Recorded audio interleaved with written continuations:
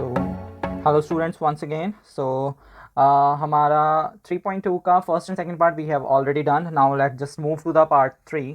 सो question है हमारा on comparing ratios a1 a2 b1 b2 and c1 c2 find out whether the following pair of linear equation are consistent and inconsistent or inconsistent.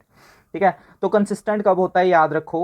consistent होता है जब उसका if it has any solution, अगर किसी भी linear equation के pair का कोई सोल्यूशन होता है तब हम बोलते हैं कि वो कंसिस्टेंट है.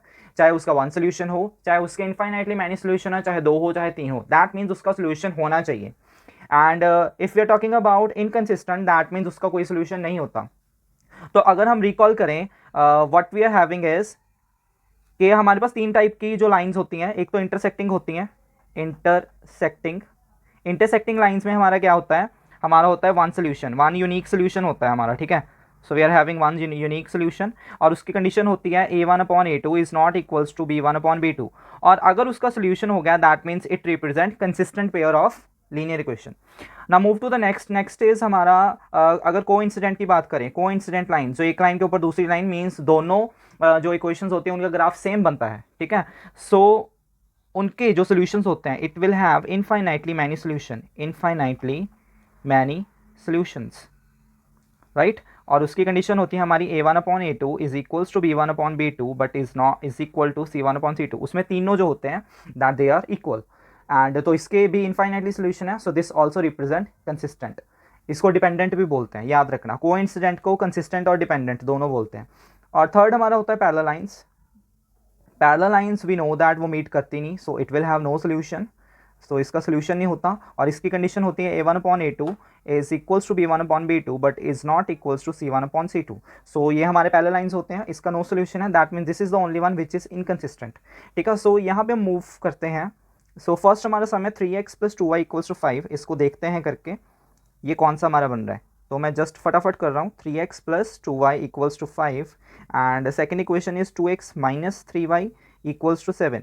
So what we are going to do is a1/a2 that is equals to 3/2, b1/b2 equals to 2/-3 and it can be written as -2/3. Okay, जो नीचे माइनस होता है मैंने ऊपर ला दिया. एंड c1/c2 ये हमारा हो जाएगा 5/7.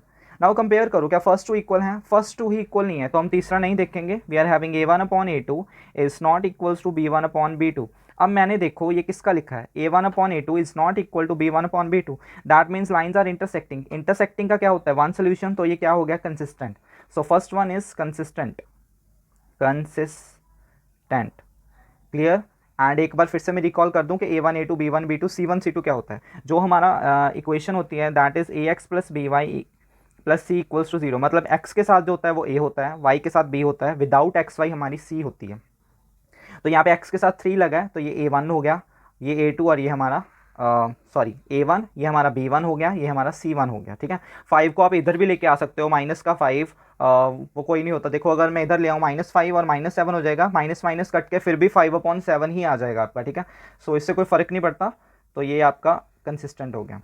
Now the second equation is 2x - 3y = 8 and ये हमारा सेकेंड सम है. और इसकी सेकेंड इक्वेशन है हमारी 4x - 6y = 9. इसको मैं सही कर लेता हूँ ताकि आपको कंफ्यूज ना हो. -8 = 0 and this is 4x - 6y - 9 = 0. सो मैं सीधा ही इसका a1/a2 क्या आ जाएगा, 2/4. ठीक है, सो a1/a2 2/4 आ गया and this can be written as 1/2. And b1/b2 अगर देखें so this is -3/6, this is again 1/2. and if we are talking about c1/c2 then this is -8/9 and this can be written as 8/9.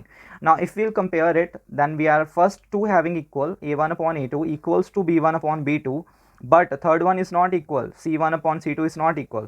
Now ये condition होती है parallel lines की and we know that parallel lines कभी भी meet नहीं करती तो उनका कोई सोल्यूशन नहीं होता. अगर सोल्यूशन नहीं है so this is inconsistent pair of equations. ठीक है, now move to the third one.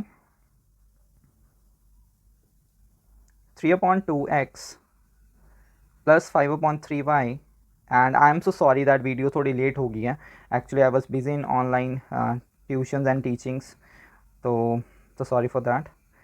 So इसको थोड़ा सा अगर सिंप्लीफाई कर लें, इसका एल्सियम ले लें, 3 और 2 का LCM this will be 6 three three the 9x and 5 two the 10y equals to 7 और 6 उधर जाके मल्टीप्लाई हो गया, so this will become 9x plus 10y equals to 42 और 42 को मैं इधर ले आऊँ, so minus 42 equal to 0 and second equation is 9x minus 10y minus 14 equal to 0.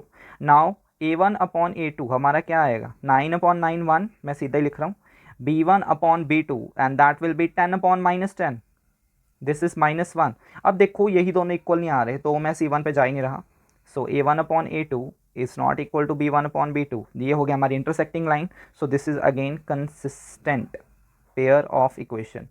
ठीक है, सो लास्ट सेकेंड लास्ट और लास्ट आप खुद करना, मैं अगले पार्ट में मूव करता हूँ. सो मेरा नेक्स्ट पार्ट है फोर्थ. ये कोई औखे नहीं है, बहुत ईजी है, 1 मार्क के या 2 मार्क्स के आते ही हैं. इसमें आपने बताना है कि which of the following pair are consistent and inconsistent. इसमें भी आपने कंसिस्टेंट इनकंसिस्टेंट बताना है, और अगर वो कंसिस्टेंट है दैट मीन्स अगर तो वो इंटरसेक्टिंग लाइन हुई या वो कोइंसिडेंट लाइन होगी. ठीक है, दो ही सोल्यूशंस हमारे होते हैं कंसिस्टेंट के, या वो इंटरसेक्टिंग होगा या वो कोइंसिडेंट होगा, तभी हमारा कंसिस्टेंट आएगा. पैरेलल में तो हमारा इनकंसिस्टेंट होता है. तो आपने ग्राफ ड्रॉ करना है उसका. फिर ग्राफ ड्रॉ करना मैंने सिखा दिया आपको. ठीक है, तो देखो x plus y equals to 5, 2x plus 2y equals to 10. x plus y plus का 5 मैं इधर लेता हूँ, माइनस का 5 और इक्वल्स टू 0. ये हो गया मेरा 2x plus 2y minus 10 equals to 0. अगर मैं a1 अपॉन a2 देखूँ, so this is 1 upon 2. b1 upon b2 देखूँ, this is again 1 upon 2. c1 upon c2 देखूँ, minus 5 upon minus 10, this is again 1 upon 2. All are equal. a1 upon a2 equals to b1 upon b2 equals to c1 upon c2. This is the condition of coincident lines. यहीं पे लिख देता हूँ मैं नीचे. This represent coincident lines. अगर ये coincident lines हैं that means this is consistent pair, क्योंकि इसके infinitely many solutions होंगे ना. Consistent pair of equation. Consistent और डिपेंडेंट, बार बार बोल रहा हूँ मैं, डिपेंडेंट वाला क्वेश्चन आता है कि डिपेंडेंट कौन से होते हैं. कंसिस्टेंट जो होता है उसे हम डिपेंडेंट भी बोलते हैं, डिपेंडेंट पेयर ऑफ इक्वेशन. ठीक है, तो अब ये कंसिस्टेंट आ गया, इसका ग्राफ ड्रॉ कर देना. ठीक है, ग्राफ के लिए पहले सोल्यूशंस फिर ग्राफ, तो ये आप कर लेना, this is not a big deal. तो सेकंड में जाते हैं. मैं सेकंड है हमारा x माइनस वाई प्लस 8 इधर आके माइनस 8 हो गया, और 3x minus 3y minus 16 equals to 0. So a1 upon a2 is 1 upon 3, b1 upon b2 is minus 1 upon minus 3, this is minus minus cancel होकर 1 अपॉन 3 आ जाएगा. c1 upon c2 is minus 8 upon minus 16 and this is 1 upon 2. So first two are equal, last one is not equal. So this is parallel lines. Parallel lines हैं तो inconsistent है, और अगर inconsistent है तो graph draw नहीं करना. Okay, now third question. जल्दी जल्दी मैं इसलिए कर रहा हूँ क्योंकि ये इजी हैं, इस पर ज़्यादा दिमाग नहीं लगेगा आपका, तो जितना जल्दी हो जाए उतना अच्छा है, क्यों टाइम वेस्ट करना. 2x plus y minus 6 equals to 0 and 4x minus 2y minus 4 equals to 0. तो a1 अपॉन a2 फटाफट निकाल लेते हैं. 2 upon 4 this is equals to 1 upon 2. b1 upon b2 निकाल लो, this is again 1 upon minus 2, this is minus 1 upon 2. So first ही दो देखो इक्वल नहीं आ रहे. एक बात का ध्यान रखना, ये 1 अपॉन 2 कई बार हम इक्वल ही मान लेते हैं, माइनस का भी अगर साइन आ गया सो दे आर नॉट इक्वल. सो मैं सी देख ही नहीं रहा क्योंकि मेरे a1 अपॉन a2 और b1 अपॉन b2 इक्वल नहीं आए. सो ये इंटरसेक्टिंग लाइन्स होगी. इंटरसेक्टिंग लाइन का यूनिक सोल्यूशन होता है, so this is consistent pair of equation. तो अगर कंसिस्टेंट है इसका ग्राफ ड्रॉ करना है तो इसका ग्राफ बहुत इजीली ड्रॉ हो जाएगा. पहले इसके सोल्यूशंस फाइंड करो आप. ठीक है, सोल्यूशंस आपको फाइंड करने आते हैं, आपने 9th क्लास में किए हुए हैं सोल्यूशन, वो बॉक्स बना के जो हम करते होते थे पहले x की वैल्यू. अगर आपको नहीं आते तो इसके पहले की 2-3 वीडियोस में देख लेना, या 3.1 एक्सरसाइज देख लो. Just see the videos of 3.1, आपको सोल्यूशंस निकालने और ग्राफ ड्रॉ करने आ जाएंगे. ठीक है, सो मस्ट वॉच एक्सरसाइज 3.1, क्योंकि उसमें मैंने जो तीनों क्वेश्चन हैं वो ग्राफिकल मैथड से पूरे करके समझाए हैं, ग्राफ ड्रॉ कैसे करना है वो बताया हुआ है. So please go and watch. तो ये आपका हो गया थर्ड. बाकी फोर्थ अगर देखें तो fourth is not a difficult one, same ही है. 2x माइनस 2y,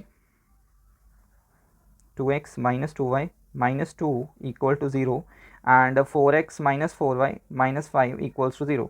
सो a1 अपॉन a2 अगर सीधा सीधा देखोगे तो this is 2 upon 4, this is 1 upon 2 and b1 upon b2 is minus 2 upon minus 4, this is again 1 upon 2. Equal आ रहे हैं पहले दोनों. C1 upon C2 is minus 2 upon minus 5. This is 2 upon 5. So if you watch carefully, A1 upon A2 equal है B1 upon B2 के, but it is not equal to C1 upon C2.